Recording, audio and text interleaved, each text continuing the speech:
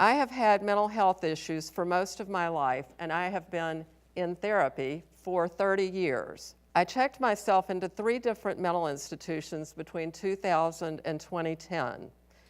In those 30 years, I heard a lot of things that sounded like answers. You suffer from depression.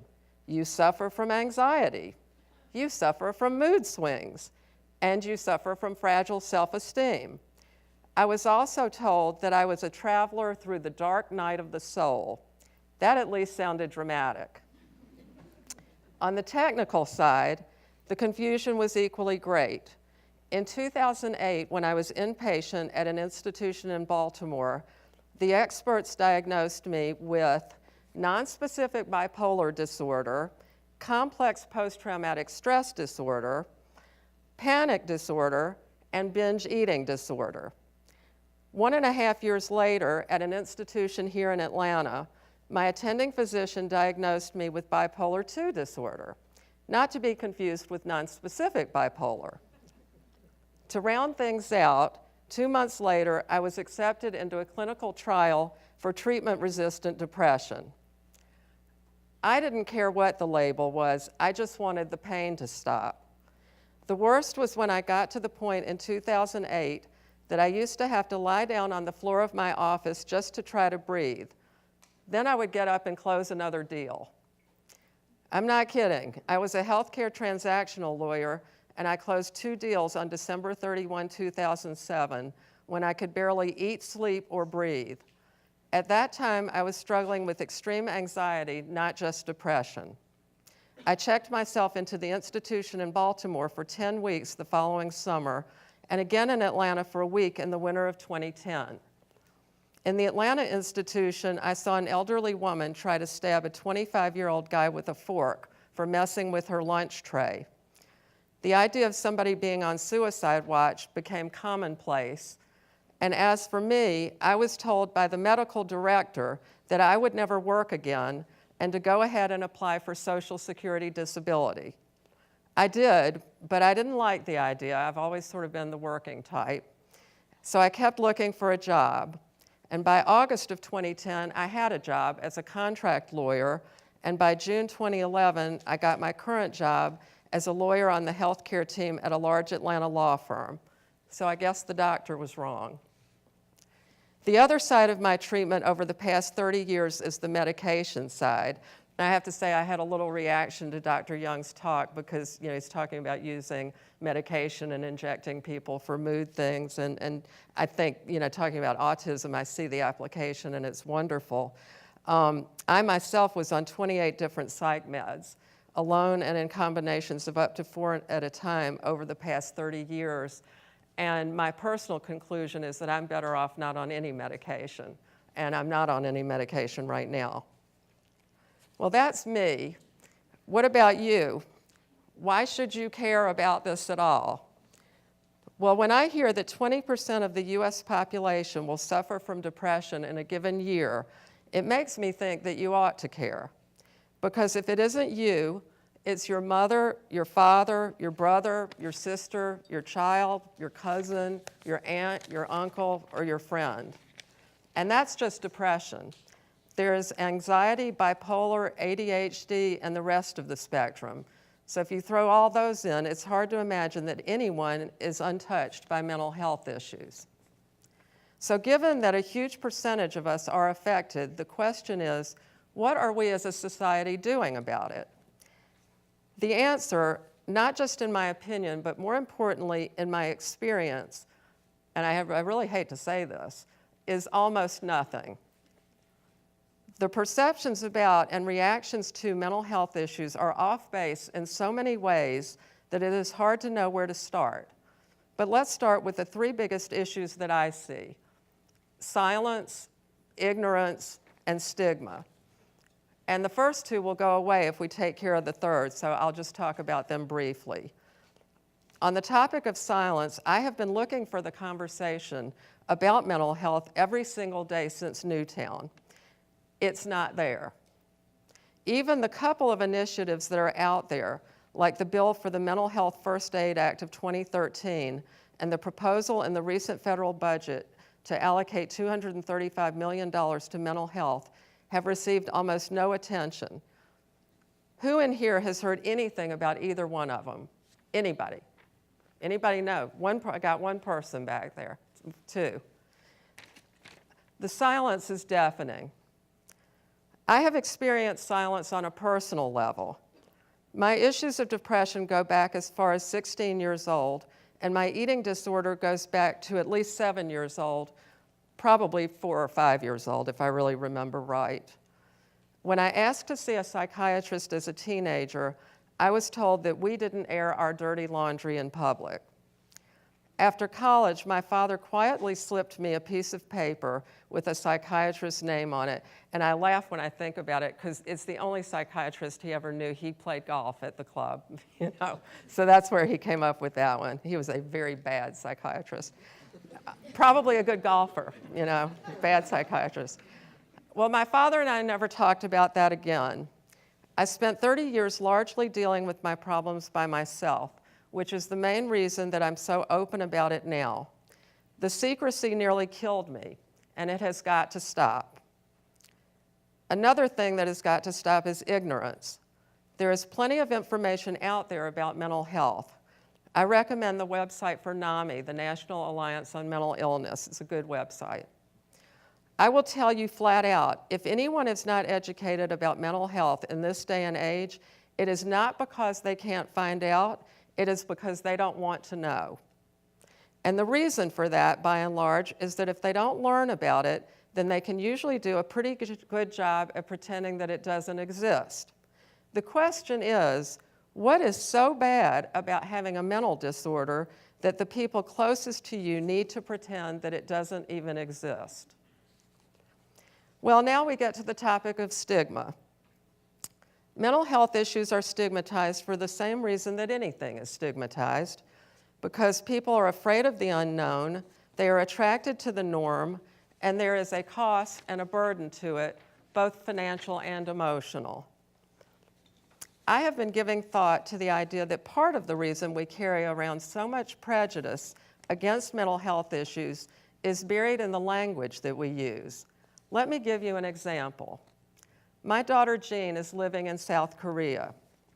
With everything going on in North Korea, I have been worried about her, and so have a lot of my friends. And they'll ask me things like, do you need to get her out of there? Should she come home? How are you doing about this? My instinctive, off the cuff, don't even think about it, reactions have been, it's driving me crazy.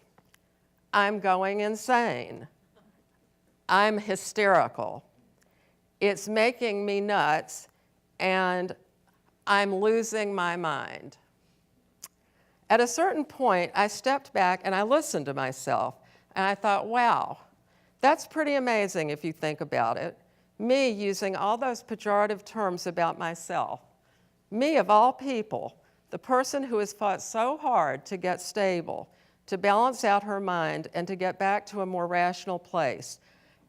How could these things possibly come out of my mouth? And so casually. Of course, it's habit, it's unthinking, and almost any of you would have said the same things. The point is, I don't really mean it, right? Of course not. I don't mean those things. So does it really matter? The answer is, I'm not 100% sure, but I have a sneaking hunch that it really matters. It's easier to see when you're looking at other people and how you routinely apply those phrases to them, not to yourself. What do you tend to say if you strongly disagree with someone's politics? Let's take the current debate on gun control, either side, doesn't matter. How many times have you said or thought any of the following about the other side? That's crazy. He's a raving lunatic. She is seriously disturbed. They need to be institutionalized. That's insane. Or, wow, they are total maniacs. Do you get my drift? What it says to me is that the attitude of marginalizing mental health is so deeply buried in our lexicon that it's our language of choice to express any kind of deep disagreement or personal discomfort. Okay, so let's assume I'm right and that this needs to be changed. Like I said, it's deeply ingrained as a habit to use those words, so there's going to be great resistance to change. Let me point out a very recent example of a similar change that has come off without a hitch. And I'll say it's coming off without a hitch because I think we're in transition on this. I have a son who is almost 25 years old, whom I remember vividly about 10 years ago using the phrase, "That's so gay," all the time. I mean, all the time. Has anyone in here ever heard anyone use that phrase? I know you have. Thank you. I know you have. All right, let me ask you something. Do you hear that phrase used all the time anymore? Every other sentence? No. I see people shaking their heads no. And I didn't think so because that's my same experience. In fact, I would have said it wasn't used at all, but my children tell me that they still have friends here and there that they have to point out when they're saying that. Well, why not? Why do you think that phrase is going into disfavor? Well, I think you know why not. It's because everybody has a brother or a sister or a cousin or a friend or a Facebook friend of a friend who's gay. And they understood that it hurt those people and that it made them feel sneered at and made fun of, and so they quit saying it. And that phrase just went away in a puff of smoke, or at least it's in the process of doing it. So think about it the next time you say, "He's driving me crazy," or "You must be out of your mind." "You're a jerk" works just as well, and it's what you really mean anyway. If we can understand this, then I think we will be on our way to making our understanding of mental health issues intrinsic and personal, and that is a big piece of the solution. Well, I think changing our vocabulary is a great idea, obviously, since it's my idea. But it is subtle, and it will not solve the whole problem of stigma. To me, where we really need to make some progress is stigma in the workplace. Most people spend the bulk of their lives trying to get a job, get a promotion, get a client, get a patient, get a customer, and more importantly, to keep them. Well, how do you do that if you are struggling with depression or other problems? When I interviewed for my current job in 2011, I was scared to death. I did not remotely consider telling the attorneys I talked to that I had been in a mental institution the previous year. I wonder why. I got the job, and during that first year, I worked hard to do a good job and to show that I was competent and reliable. At the same time, I was finishing my book and then going through the editing process. I was ready to publish right around my 1-year anniversary, so I took the book and I marched into the office of every single person in my department, which is about 14 people. And I told each one that I had written a book about my journey into, through, and out of depression and anxiety, and that the name that anybody was going to see on the cover of that book that I was holding up was the exact same name that our clients were going to see on every single email that I sent out. And I asked each one of them if they had a problem with that. And very interestingly, to a person, and I mean to a person, and they were not coached and had no advance warning that I was going to come ask this. They did not have a problem with it, and at least 2/3 of them came to my first book reading, and that included the head of my department. So why did I get that kind of response? I'd say principally because by that time they knew that I was a good lawyer and they knew that I was dependable. In other words, it was personal, and it reminds me of what my father used to talk about. He was a great golfer, and he caddied as a kid. I think he was like 4 years old, and he'd be dragging these golf clubs around. And as he grew up, he became a very good golfer. And he would tell me about the guys at the club and about their caddies. And all the caddies were black in Atlanta at that time. And he would tell me how racist the people were, the men that he played golf with, except about their caddies. And why was that? Because they knew them. It was personal. So I think that was part of the reason that it worked out well for me. But it was also because I was lucky. I have generally been able to work no matter how bad my depression was. And that's not true of everyone, and we are actually losing people because of it. I was at a meeting on Tuesday about suicide prevention for lawyers. My profession has a suicide rate 6 times the national average. So if you want to be a lawyer, think twice. I think much of the reason is what I said. You are afraid you'll be punished for coming out in the open, so you keep your problems secret and you don't get the help that you need. And there is also the idea that you should pull yourself up by your bootstraps, and that if you can't do that, you are not a deserving member of society and you should be kicked to the curb anyway. Let me tell you something about pull yourself up by your bootstraps. I think you have an idea of what's coming. I used to have a chapter in my book that was called Pull Yourself Up by Your Own Damn Bootstraps. It got cut out and I lost that title, but here's part of what it says. About 2 weeks into the program at the institution in Atlanta, it occurred to me that it might be useful to give my psychiatrist a list of my daily physical symptoms to help with my treatment. In less than 3 minutes, I jotted down on the back of an envelope what immediately came to mind, and I still have this envelope.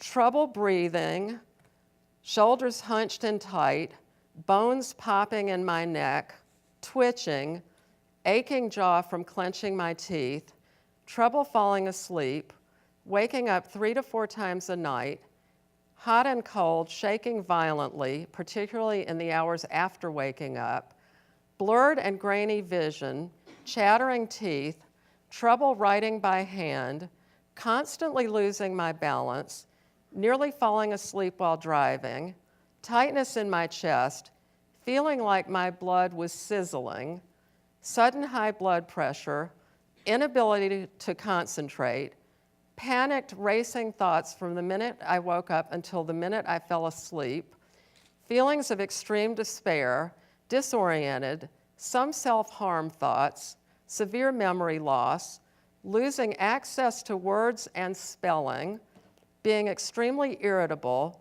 no longer driving automatically but having to think myself through it every time I turned the wheel, braked, or speeded up, and lyrics from songs looping around and around and around in my head. These were merely the symptoms that popped into my head without having to think about it. So an end to all of that didn't seem too unpalatable. So no, pulling myself up by my bootstraps was not an option. It took me a long time and a lot of effort and a lot of help to get better, but I did. And if I could do it, anybody can. Just give them a chance and give them a hand and give them comfort that they will not lose you as a parent or a child or a friend or a spouse or a partner or a client or a patient or a boss. If that seems like a lot to ask, remember one thing.